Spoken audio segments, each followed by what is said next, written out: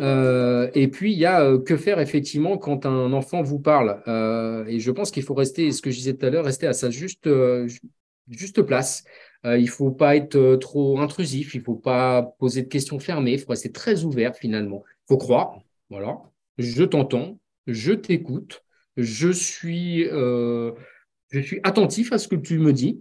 Donc, vas-y, je t'écoute. Voilà, on laisse venir finalement les propos et on les prend.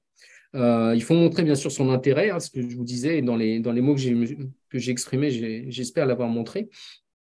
Et puis tenter effectivement de.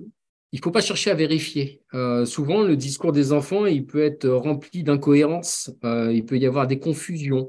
Donc, il ne faut pas s'en étonner parce qu'effectivement, quand l'enfant a subi un traumatisme, parfois, il y a des mécanismes qui se mettent en place qui peuvent effectivement lui faire dire parfois le contraire de ce qu'il vient de nous dire il y a 10 minutes. Donc l'idée, c'est pas d'aller chercher la véracité effectivement de ces propos, vous les accueillez et vous les retranscrivez et vous les consignez rapidement par écrit.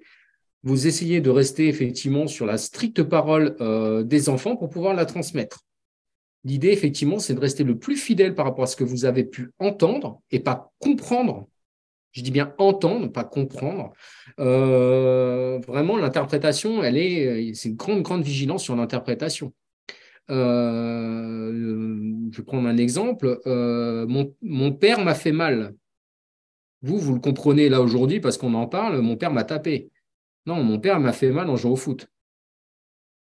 Voilà, donc un enfant qui dit mon père m'a fait mal, est-ce que tu peux m'en dire plus? Voilà, très ouvert. J'ai pas. Ah bon, ton père t'a tapé? Vous voyez, vous refermez effectivement et vous indiquez tout de suite un symptôme. Et l'enfant, à un moment donné, à ce moment-là, c'est un exemple très simple, mais notamment dans le cadre des violences sexuelles, il faut rester effectivement le plus distant possible.